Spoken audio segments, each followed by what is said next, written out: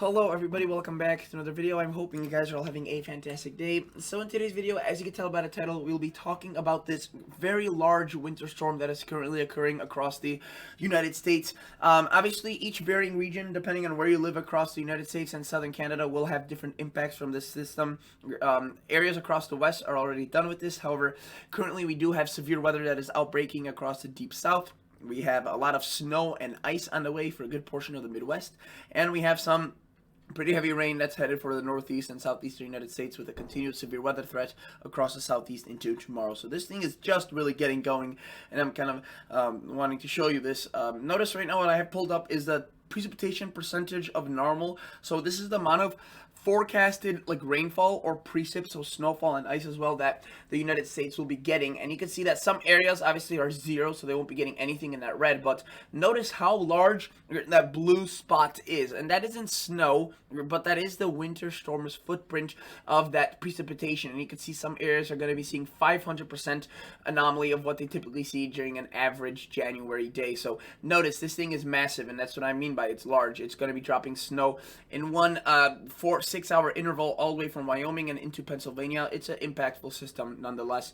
Definitely not the biggest one we've seen this season. Definitely one though that is well, it's obviously impactful. So let me start off with the Northwest. Again, I always say this, I divide my videos into regions. Skip to your region to see the details for your region, or how it will impact you. You could obviously watch the whole video. It's gonna be 30 minutes, so if you want to, knock yourself out like that. But yeah, obviously, I'll probably spend 5 to 6 minutes talking about your region itself, so that's probably enough for most. Obviously, you're welcome to watch the whole thing.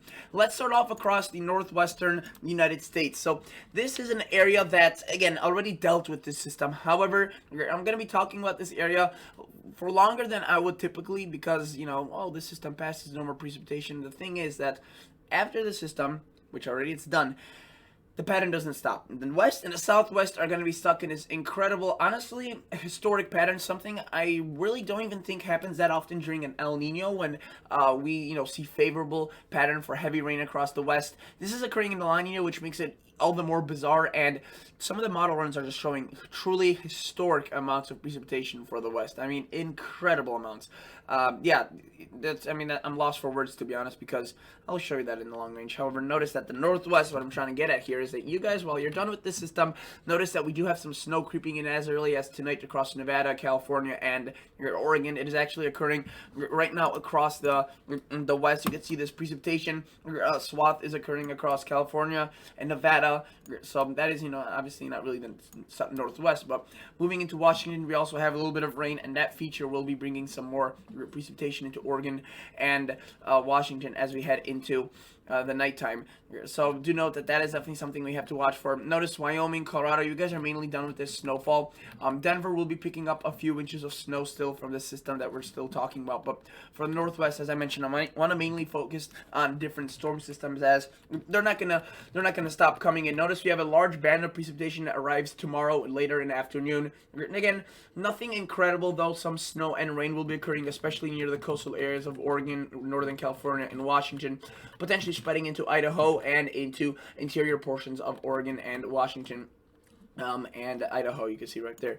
Going into the long range, so past, the next 36 hours, what we do see is, more activity and potentially a very large system moving in Wednesday and Thursday, moving in from the south. So you can see a lot of these areas picking up some snow in Oregon, some rain, obviously the lower elevated areas seeing rainfall. And you can see that this system, again, mainly affecting the coastal areas of the Northwest. Still, some snow sneaks into Idaho, maybe even Montana, Wyoming.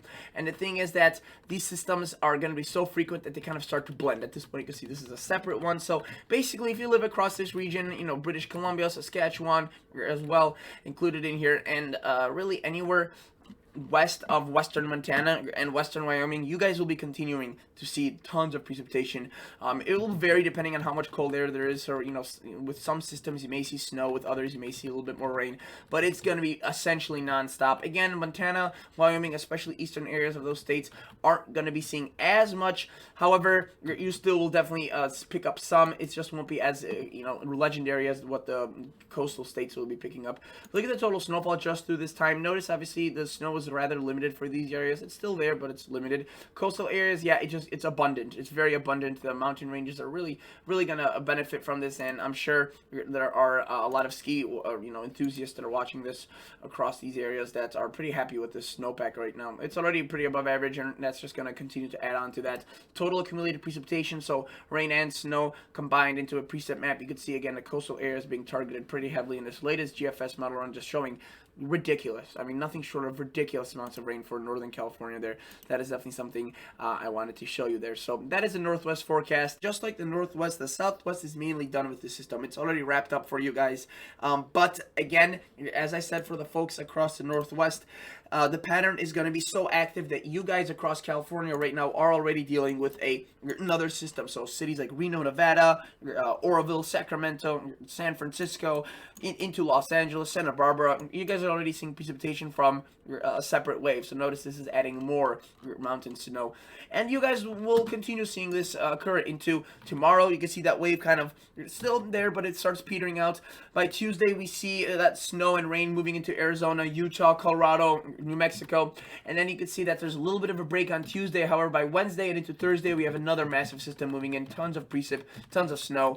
Again, for very similar areas that just got blasted. Notice Arizona, New Mexico not picking up quite as much as, say, Nevada, California, especially Utah, and even Colorado. But you guys will still get eventually some. As you can see, this is just system after system after system.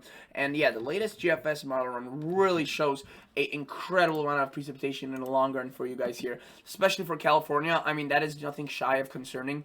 Obviously, rain is good, the reservoirs are dry, but this amount of rainfall it's just too much in such a short amount of time frame. I mean, what if you were to matches to the chart here, it's 24 inches liquid precipitation. So for the mountains, if that falls all as snow, good snowpack. But for the lower lying areas, this is going to cause some serious flooding issues across California, mudslides, landslides, and whatnot. And do note that obviously some of this will be falling as snow across a higher elevated area. So total snowfall, I mean, legendary amounts potentially across Utah, Colorado, California. Obviously, this is an extreme scenario from the GFS. Regardless, a very active pattern, it looks likely. And yeah, quite frankly, the West is just, I mean, I don't remember seeing something like this in the past few years in my forecasting. I guess maybe the most similar pattern we saw was in 2017, where we saw Lake Oroville or the dam break because of all that water. I'm not saying that's going to happen again this time, but it's definitely set up for that. I mean, incredible snow amounts. Goodness, 237. Do you see that, guys, right there? That is incredible. Obviously, this varies. Notice that if I take a look at the new model run, it's a lot more tame. We see 114 inches. Still a very, very healthy snowpack, potentially. You can see many areas getting feet of snow on top of the already above average snowpack. So nothing to complain there. But, I would say that the one at 12 there was a bit of a conservative one. I would say something like this is probably more realistic, where, we won't be seeing 200 inches maybe. But, 150 across the highest elevated areas is not out of the question, which is bizarre by itself. But yeah, for this system, you guys are done. But obviously, that doesn't mean you guys should be not ready for any rain, because it's going to continue. It's more and more systems. All right, let's move on to the North Central United States, where unlike the Southwest and Northwest system, it's just getting going, and it's going to be bringing a lot of impacts. So I want to bring you in on this and show you the most detailed, kind of up-to-date weather forecast. So right now, this is what the scenario looks like across the Midwest. We do have snowing across Nebraska, South Dakota, Iowa, southern Minnesota, into Denver, Colorado, eastern Kansas. Do note though that, western Kansas. Do note though, we do have quite a bit of heavy precipitation and some strong thunderstorms, even as far north as Missouri, Kansas, and severe storms further south. As we get this into the overnight hour with the HER model, do note that what we do see is obviously an expansion of that precipitation into more consolidated form, right? So right now, again, it's a little bit more scattered. The showers aren't as consolidated. Notice the ice also beginning to be very problematic as we head into the overnight hours. There could be quite some accumulations, not obviously just causing travel impacts, but potentially just destruction with tree limbs down and power lines and whatnot. Notice heavy rain towards the east, Illinois, Indiana, Ohio, Michigan. No snow for you guys, at least from this first part of the system. And as I showed you at the beginning of the video, the anomalies in terms of how much moisture is in the air right now for these areas for January is incredible. It's more comparable to what we would see in August or July. I mean, truly incredible moisture values. So any rain that does fall will be falling very heavily, which is why her model with all these bright yellow colors is probably not underestimating or not overestimating, and in fact maybe underestimating some of these rainfall rates. Do note across Nebraska, South Dakota, we see a lot of snow picking up and with some strong winds as well. That's the other concern with this ice event. You can see it hangs around northern Iowa, southern Minnesota through the night, right? And there's going to be quite a bit of heavy and strong winds with this as well, so that could obviously add just an insult to injury. By tomorrow in the morning, cities like Minneapolis, you're still really not seeing much snow out of this. Southern Minnesota, yes. Obviously Nebraska, South Dakota. But I'll show you the snowfall footprint just through tomorrow. What we do see is a splitting. So we see rain kind of shifting off to north and east, but we still see a nice batch of snow across the west here. So if you wake up tomorrow across Minnesota and you're right 8 o'clock and you have nothing on the ground, don't be shocked, because that's probably what's most likely going to happen. That doesn't mean you won't see any snow. Notice that tomorrow through the morning we see this thing, despite it looking like it's completely weakened, it continues pumping lots of moisture into Minnesota and Minneapolis and Wisconsin. It's done by noon tomorrow with snow across Nebraska and mainly South Dakota, but notice we even see some nasty thunderstorms potentially developing on the south side of this. Maybe a little bit of ice getting in initially towards Minneapolis, but eventually converting all into snowfall for at least a few hours, a good heavy snowfall. And then you can see this thing does take a little bit of a kind of spin, so we do see that snow reaching northern Wisconsin, Duluth, Marquette, and this is through the day tomorrow. But do note that again, there could be some mixing going on across the Twin Cities, northern Wisconsin, rain further south, but some snow now getting in over the areas that previously saw ice. And this thing continues. So way into the nights tomorrow, you guys in Minneapolis might still be seeing have not seen the brunt of the snow. A lot of it might actually fall pretty late on in the storm's evolution. As you can see, this system becomes almost stationary and just continues spinning snow back across the Twin Cities there. So if you wake up tomorrow again with no snow, you shouldn't be surprised. And honestly, even tomorrow during the day, you might not see a lot of snow. It's really going to pile on tomorrow night, potentially, especially across the Twin Cities. Obviously, western Minnesota, you probably will be seeing very heavy snow. Southern Minnesota as well, and then Wisconsin maybe as well, again, northern areas. We can see this thing continues for a while, just spinning and sitting there. So just through 2 p.m. on Wednesday, again, not completely done here, you can see the total snowfall easily adds up. And again, the bulk of that happens during the overnight hours into Wednesday. And again, I would not be surprised to still see potentially up to a foot there. Do note, maybe even up to 2 feet across Nebraska, South Dakota, where this thing initially takes off. And then once this system kind of starts moving away, all right, so we do see that spinning across Minnesota through much of the day on Wednesday, but by late Wednesday into early Thursday, we see this shifting towards the south. This could bring some scattered snow showers and light snow into Illinois, Indiana, Michigan, Wisconsin, Iowa, Ohio. Nothing significant, but definitely something to watch for. So by the time all is said and done in terms of total snowfall, you can see again, obviously targeting these areas the most. Total rainfall, it's pretty significant, especially towards Indiana, Southern Illinois, Ohio, Michigan. But we'll have to wait and see exactly. You can see the model does show a little bit dry slot here. Again, if you look at a model like the European, which I do believe has a better handle on this system, there's not that much of a difference at this point between the models. There's some. You can see this one's probably a bit more realistic, showing where the heavier storms obviously occur, heavier downpours, there will be stronger rainfall amounts. But yes, in terms of the snowfall, the European also favors the Twin Cities potentially getting up to a foot of snow. You can see right there, assuming a 10-to-1 ratio, which is rather accurate in this case. A very, very interesting event that we're going to be having across the north central United States, not to mention that ice, which is also a very big concern, as you see across the National Weather Service. I had it somewhere here. There's the ice storm warning here across much of northwestern Iowa, even into southern Minnesota and eastern Nebraska there. And again, some of this ice could actually pile on quite significantly into uncomfortable amounts. So let's take a look. Significant impacts. I would even go as far to say potentially significant damage if we get the amounts that are forecasted here, which is pretty incredible. And then you can see some snowfall across these areas as well.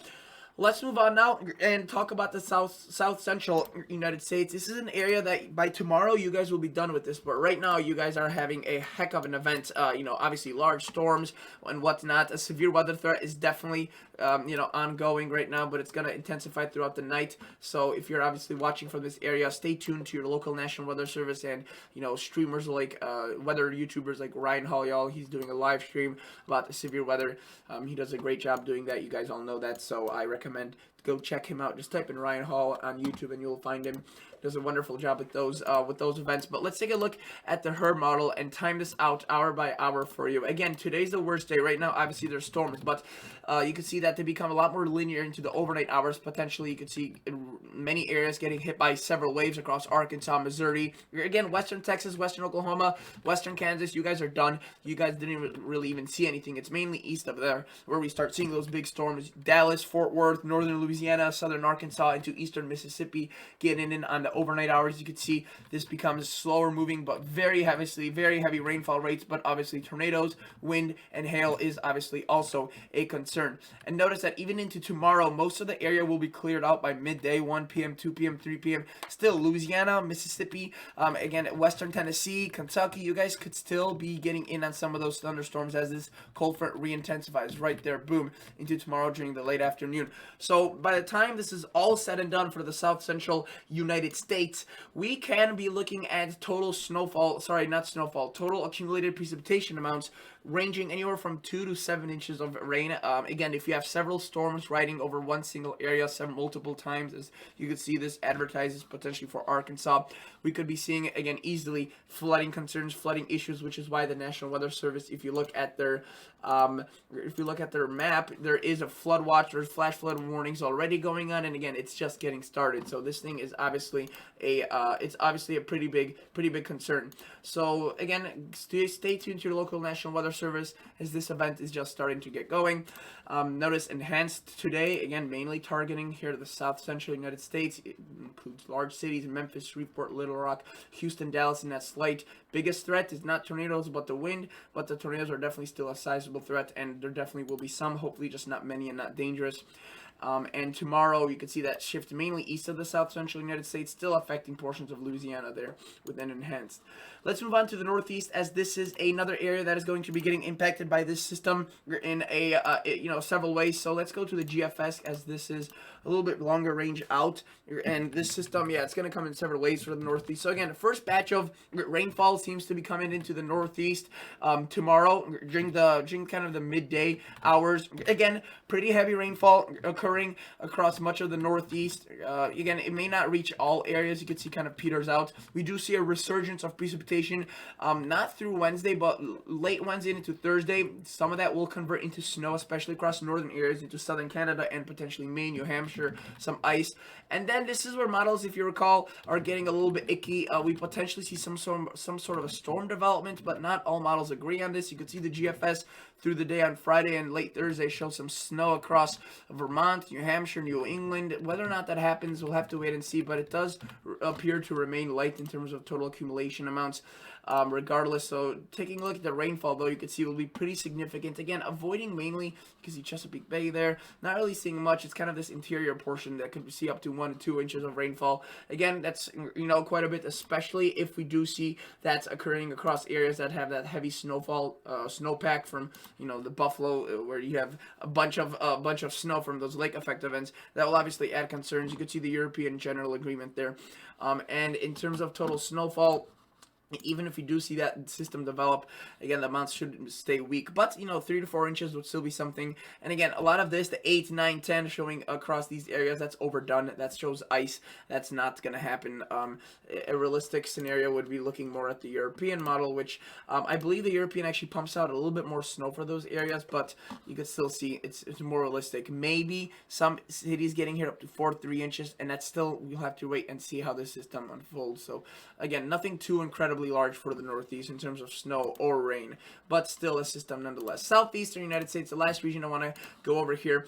Do note that obviously the biggest threat for you guys is severe weather. So not necessarily today. It depends on what you classify as the Southeast. Arkansas, Louisiana, yes, you will be seeing rain and storms into tonight. Mississippi, Alabama, Tennessee, Kentucky, Georgia, that's going to be the worst of that's going to be tomorrow. And you can see this cold front starts to slow down and redevelops late tomorrow during the day, and that's when we could have some significant storms. And through the day on Wednesday, this thing continues plowing into portions of South Carolina, Georgia, and eventually leaves these areas by late Thursday, still affecting potentially Florida into Friday.